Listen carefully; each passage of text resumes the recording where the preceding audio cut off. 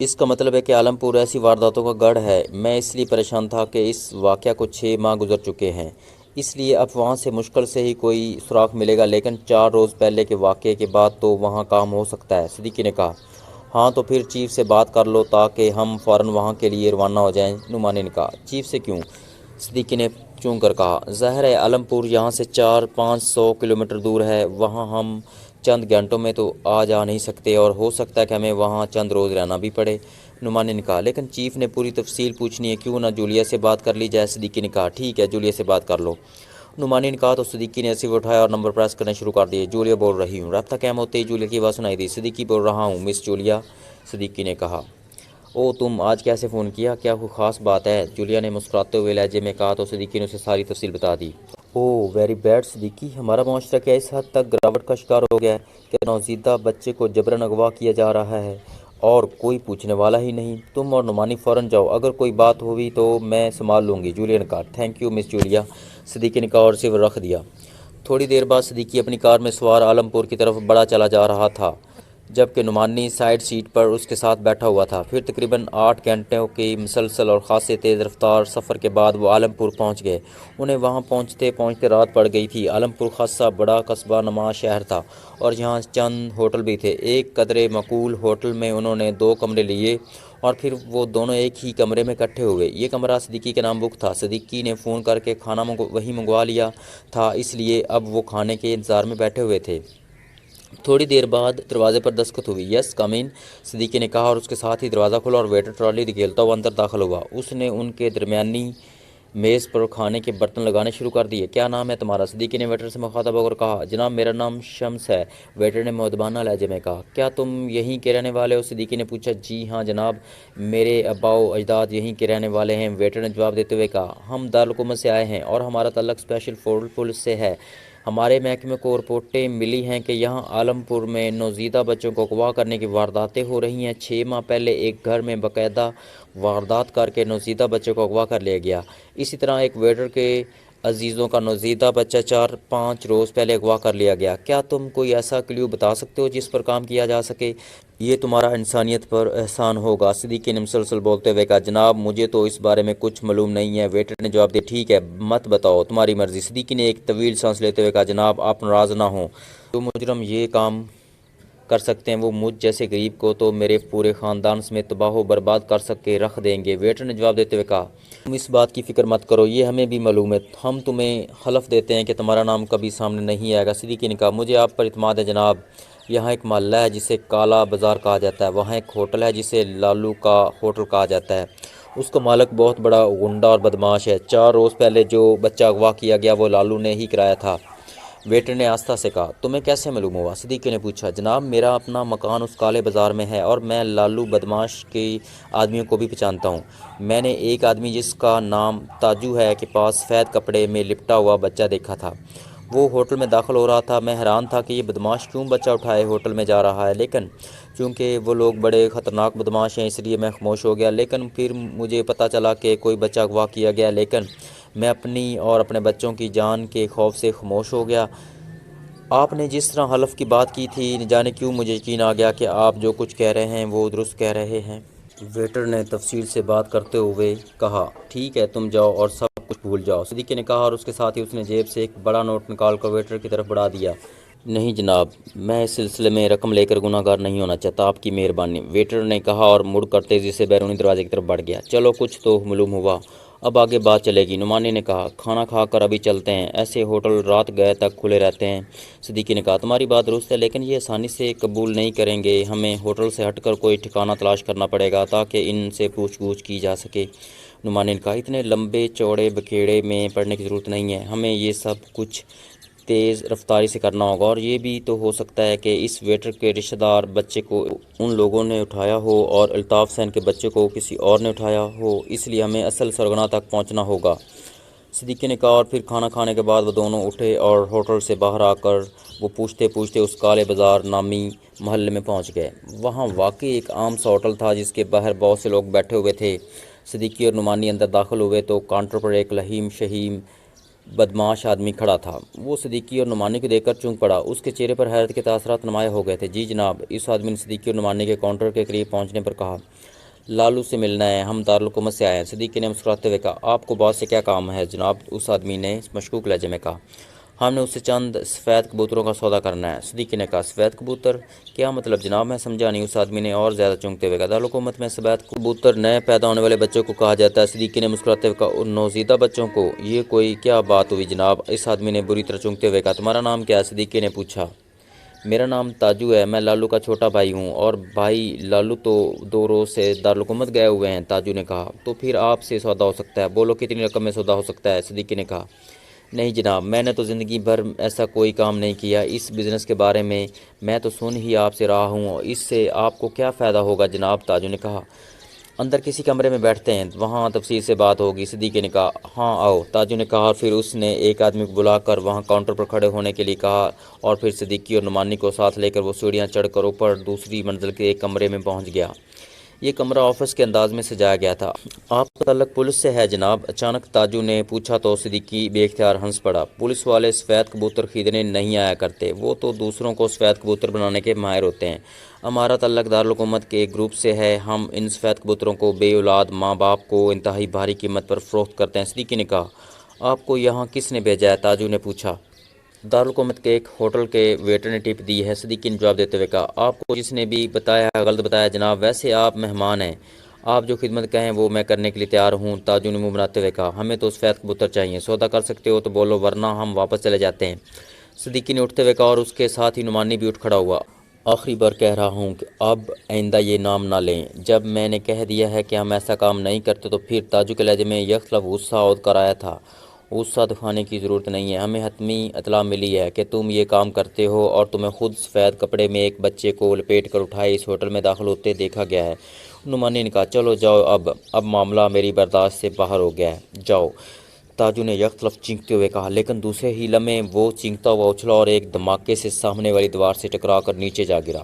نیچے گرتے ہی اس نے اٹھنے کی کوشش کی، لیکن نعمانی کی لات حرکت میں آئی اور اس کی کن پٹی پر پڑنے والی بھرپور ضرب نے اسے پوری طرح چیخنے پر بھی نہ دیا، اور وہ وہیں گر کر ڈھیر ہو گیا۔ تم بار کا خیال رکھو نعمانی، صدیقی نے کہا، اور آگے بڑھ کر اس نے فرش پر گٹھڑی بنے ہوئے تاجو کو اٹھا کر ایک کرسی پر ڈالا۔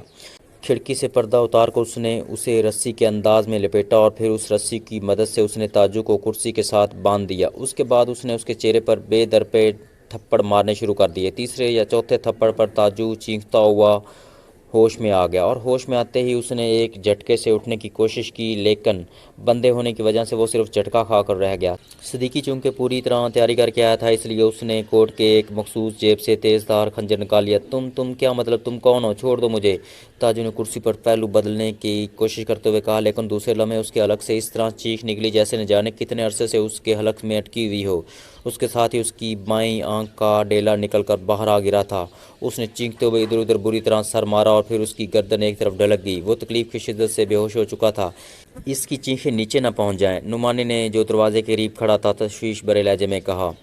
مشین پسٹل تو ہے تمہارے پاس، جو نظر آئے اڑا دو، صدیقی نے کہا، اور اس کے ساتھ ہی اس نے ایک بار پھر تاجو کے چہرے پر تھپڑ مارنے شروع کر دی، اور تاجو ایک بار پھر چینکتا ہوا ہوش میں آ گیا، لیکن اس کے چہرے پر شدید ترین تکلیف کے آثار نمایاں تھے۔ نعمانی نے اس کی ایک آنکھ نکال دی تھی، جبکہ دوسری آنکھ کا رنگ گہرا سرخ ہو گیا تھا۔ اب میں تمہاری دوسری آنکھ بھی نکال دوں گا، اور پھر تمہارے جسم کی تمام ہڈیاں توڑ دی جائیں گی۔ اس کے بعد تم اپاہج حالت میں عالم پور کے فٹ پاتھ پر پڑے نظر آؤ گے، اور تمہارے جسم پر پڑنے والے زخموں پر مکھیاں بنائیں گی، اور تم ایک مکھی کو اڑانے کی قوت نہ رکھتے ہوگے۔ تب تمہیں احساس ہوگا کہ اصل زندگی کیا ہے۔ صدیقی نے باقاعدہ ڈائلاگ بولتے ہوئے کہا، ماما مجھے مت مارو، تم ظالم و صفا کو مجھے مت مارو، تاجو نے اس بار تقریباً رو دینے والے لہجے میں کہا۔ صدیقی نے جس بے دردی سے اس کی آنکھ نکال دی تھی، اس سے تاجو جیسا عام سا بدماش انتہائی خوفزدہ ہو گیا تھا۔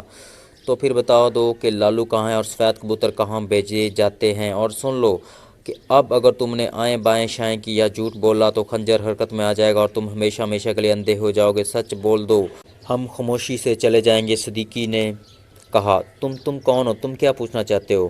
تاجو نے خوف سے لرزتے ہوئے لہجے میں کہا، میں سوال دہرانے کا عادی نہیں ہوں۔ صدیقی نے یکطرف غراتے ہوئے کہا، لالو واقعی دارالحکومت گیا ہوا ہے، وہ 4 بچے ساتھ لے گیا ہے، ایک بچہ یہاں عالم پور سے چھینا گیا ہے، جبکہ 3 بچے دور دراز کے گاؤں سے اٹھائے گئے ہیں۔ تاجو نے کہا، کس کو دیتا ہے لالو بچے؟ صدیقی نے انتہائی رخت لہجے میں کہا، استاد کالو کو نارنگ روڈ پر اس کا ہوٹل ہے، لالو استاد کالو کو بچے پہنچاتا ہے، ہر بچے کے 10,000 ملتے ہیں۔ تاجو نے جواب دیا، استاد کالو کیا کرتا ہے ان بچوں کا؟ صدیقی نے حیرت بھرے لہجے میں کہا، سنا ہے کہ ان بچوں کی آنکھیں نکال لی جاتی ہیں اور انہیں ہلاک کر کے زمین میں دبا دیا جاتا ہے، ان بچوں کی آنکھوں کو کوئی بڑا سیٹ خرید لیتا ہے اور استاد کالو کو لاکھوں روپے ملتے ہیں اور وہ سیٹ انہیں یورپ ایکڑ میں بھجوا دیتا ہے جہاں سے وہ کروڑوں ڈالر وصول کرتا ہے۔ ان آنکھوں کو وہاں امیر لوگ جو اندھے ہو یا جن کی آنکھیں خراب ہوں خرید لیتے ہیں اور ان کی آنکھوں میں بنائی آ جاتی ہے۔ تاجو نے مسلسل بولتے ہوئے کہا، کیا تمام بچے استاد کالو ہی وصول کرتا ہے یا کوئی اور بھی ایسا کرتا ہے؟ صدیقی نے پوچھا، وہی کرتا ہے، ارد گرد کے تمام علاقوں سے بچے اس کو پہنچائے جاتے ہیں۔ تاجو نے جواب دیا، کتنے بچے اب تک تم لوگوں کو اغوا کر کے فروخت کر چکے ہو؟ صدیقی نے پوچھا، جتنے بھی آسانی سے مل جائیں، ویسے ہر ماہ 10-12 بچے تو مل ہی جاتے ہیں۔ تاجو نے جواب دیا، کب سے یہ کام ہو رہا ہے؟ صدیقی نے پوچھا، 1 سال سے بھی زیادہ ہو گیا ہے۔ تاجو نے جواب دیا، کیا پولیس اور بچوں کے والدین کوئی کارروائی نہیں کرتے؟ صدیقی نے پوچھا، پولیس باقاعدہ استاد لالو سے بھتہ لیتی ہے اور بچوں کے ماں باپ خود ہی رو دھو کر خاموش ہو جاتے ہیں۔ تاجو نے جواب دیتے ہوئے کہا، استاد لالو کب واپس آئے گا؟ صدیقی نے پوچھا، وہ کل گیا ہے، 2-3 روز بعد واپس آئے گا، تاجو نے کہا تو صدیقی نے ہاتھ میں پکڑا ہوا خنجر پوری قوت سے تاجو کی شہ رگ میں اتار دیا۔ تاجو چند لمحے اسی بندھی ہوئی حالت میں پھڑکتا رہا اور پھر ساخت ہو گیا۔ صدیقی نے خنجر باہر کھینچا اور اسے تاجو کے لباس سے صاف کر کے واپس کوٹ کی جیب میں رکھ لیا۔ آؤ نعمانی، ہم نے فوراً اس استاد کالو تک پہنچنا ہے، شاید ان بچوں کو بچایا جا سکے۔ صدیقی نے کہا تو نعمانی نے اس بات میں سر ہلا دیا، میرے تو تصور میں بھی نہ تھا کہ یہ لوگ اس قدر سفاہانہ کام کرتے ہوں گے، میں تو سمجھا تھا کہ یہ بچے بے اولاد جوڑوں کو فروخت کیے جاتے ہوں گے۔ نعمانی نے جرجری سی لیتے ہوئے کہا، یہ بہت بڑے پیمانے پر کام ہو رہا ہے اور اب یہ کیس 4 سٹارز کا ہے، ہم نے اس پورے ریکٹ کو ختم کرنا ہے، صدیقی نے کہا اور پھر وہ دونوں سیڑھیاں اتر کر نیچے پہنچ گئے۔ تاجو نوٹ گن رہا ہے، اس کا کہنا ہے کہ اسے ڈسٹرب نہ کیا جائے، صدیقی نے کاؤنٹر پر کھڑے ہوئے آدمی سے کہا تو اس نے دانت نکالتے ہوئے اس بات میں سر ہلا دیا اور پھر وہ دونوں اس ہوٹل سے باہر آ گئے۔ تھوڑی دیر بعد نعمانی اور صدیقی واپس اس ہوٹل پہنچ گئے جہاں وہ رہائش پذیر تھے اور پھر انہوں نے فوراً کمرے چھوڑے اور کار لے کر پوری رفتار سے واپس دارالحکومت کی طرف روانہ ہو گئے۔ دوسری طرف عمران اپنے فلیٹ میں ہی موجود تھا۔ سلمان شاپنگ کے لیے مارکیٹ گیا ہوا تھا اور اس کی واپسی 3-4 گھنٹوں تک ممکن نہیں تھی، اس لیے عمران اطمینان سے بیٹھا اخبارات اور رسائل کے مطالعے میں مصروف تھا کہ کال بیل کی آواز سنائی دی۔ ارے آنے والوں کو نہ جانے کیسے معلوم ہو جاتا ہے کہ اس وقت سلمان گھر پر موجود نہیں ہے، عمران نے منہ بناتے ہوئے کہا اور اسی لمحے دوبارہ کال بیل کی آواز سنائی دی۔ ارے پہنچنے تو دو دروازے تک، عمران نے کہا اور پھر تیز قدم اٹھاتا وہ دروازے کی طرف بڑھ گیا۔ کون ہے؟ عمران نے اپنی عادت کے مطابق دروازہ کھولنے سے پہلے اونچی آواز میں کہا۔ صدیقی ہوں عمران صاحب، میرے ساتھ نعمانی بھی ہے۔ باہر سے صدیقی کی آواز سنائی دی تو عمران کے چہرے پر حیرت کے تاثرات ابھر آئے اور پھر اس نے جلدی سے دروازہ کھول دیا۔ واہ، سچا بھی اور نہ ماننے والا بھی، کمال ہے، اسے کہتے ہیں حق و باطل کا اکٹھا ہونا، عمران نے ایک طرف ہٹتے ہوئے کہا تو صدیقی اور نعمانی دونوں بے اختیار ہنس پڑے۔ سلمان موجود نہیں ہے اس فلیٹ میں، صدیقی نے مسکراتے ہوئے کہا، اسے معلوم ہے کہ کس وقت فلائٹ سے غائب ہونا چاہیے، عمران نے دروازہ بند کرتے ہوئے کہا تو صدیقی اور نعمانی ایک بار پھر ہنس پڑے۔ بیٹھو میں دیکھتا ہوں، شاید کچن میں چائے کے 2-4 قطرے کسی کتیلے میں پڑے نظر آ جائیں، عمران نے کہا۔ ارے نہیں عمران صاحب، ہم ابھی ناشتہ کر کے آ رہے ہیں، آپ بیٹھیں، ہم ایک انتہائی سنگ دلانہ واردات کے سلسلے میں آپ سے بات کرنے آئے ہیں۔ صدیقی نے کہا، سنگ دلانہ کیا مطلب؟ سنگ دانہ اور بہ دانہ تو سنا ہوا ہے، سنگ دانہ پرندے کے پوٹے کو کہتے ہیں اور بہ دانہ ایک جڑی بوٹی ہے، لیکن یہ سنگ دلانہ کیا ہوا؟ عمران نے کرسی پر بیٹھتے ہوئے کہا، عمران صاحب کیا آپ سوچ سکتے ہیں کہ نوزائیدہ یا شیرخوار بچوں کو اغوا کر کے ان کی آنکھیں نکال لی جائیں اور پھر انہیں ہلاک کر دیا جائے؟ کیا اس سے زیادہ سنگ دلانہ جرم بھی ہو سکتا ہے؟ صدیقی نے کہا تو عمران بے اختیار اچھل پڑا اور اس کے چہرے پر حیرت کے تاثرات ابھر آئے تھے۔ اس کا مطلب ہے کہ تم بھی سجاول کے پیچھے کام کر رہے ہو، عمران نے کہا تو صدیقی اور نعمانی دونوں چونک پڑے۔ سجاول؟ وہ کون ہے؟ کیا مطلب؟ صدیقی نے حیرت بھرے لہجے میں پوچھا۔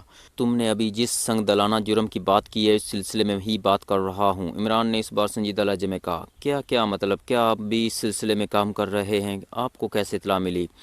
صدیقی نے حیرت بھرے لہجے میں کہا تو عمران نے اسے نور پور جانے سے لے کر آخر تک ساری بات مختصر طور پر بتا دی تو صدیقی نے بے اختیار ایک طویل سانس لیا۔ اوہ، اس کا مطلب ہے کہ میرا خیال درست ثابت ہوا کہ اس بھیانک جرم کی جڑیں پورے ملک میں پھیلی ہوئی ہیں۔ ویری بیڈ، صدیقی نے کہا۔ تم اپنی بات کرو، تم کس لیے اس پر کام کر رہے ہو؟ عمران نے کہا تو صدیقی نے اپنے ہمسائے الطاف حسین کی بیوی کے رونے کی آواز سن کر اس کے پاس جانے اور پھر ان کے بتائے ہوئے ایڈریس عالمپور پہنچ کر وہاں کے ہوٹل کے ویٹر سے معلومات حاصل کرنے اور پھر تاجو پر تشدد اور اس سے ملنے والی معلومات کی تفصیل بتا دی۔ پھر عمران نے مختصر طور پر کہا، عمران صاحب، ہم نے یہاں پورا دارالحکومت چھان مارا ہے، نہ ہی ہمیں نارنگ روڈ کا پتہ چل سکا ہے اور نہ ہی استاد کالو کے ہوٹل کا۔ ہم نے پوری رات اسی چکر میں گزار دی، آخر تھک ہار کر ہم نے ناشتہ کیا اور یہاں آپ کے پاس آ گئے۔ ہمارا خیال ہے کہ آپ ٹائیگر سے بات کریں، شاید اسے اس بارے میں معلوم ہو۔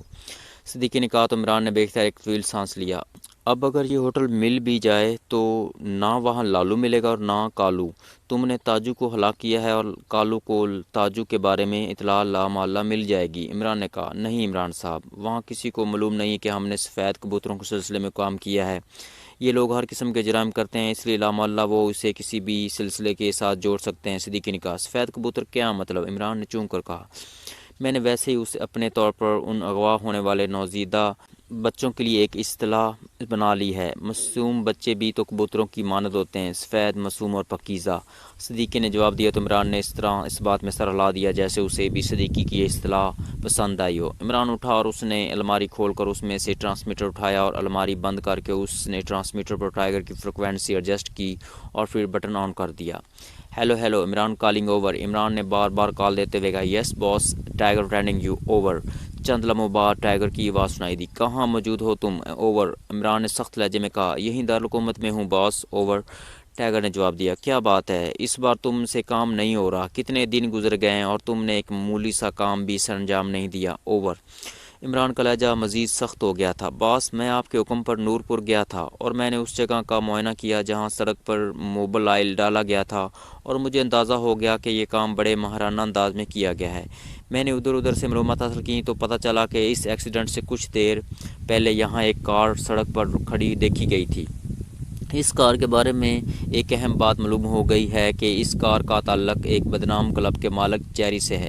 پھر جیری کے کلب سے معلوم ہوا کہ جیری کی یہ ذاتی کار ہے اور وہ اس کار میں دارالحکومت سے باہر گیا ہوا ہے، اس لیے مجھے اس کی واپسی کا انتظار تھا، پھر میں آپ کو رپورٹ دیتا، اوور۔ ٹائیگر نے پوری تفصیل سے بات کرتے ہوئے کہا، اس کا مطلب ہے کہ ڈاکٹر امجد کی موت حادثاتی نہیں تھی بلکہ انہیں باقاعدہ ہلاک کیا گیا ہے، اوور۔ عمران نے کہا،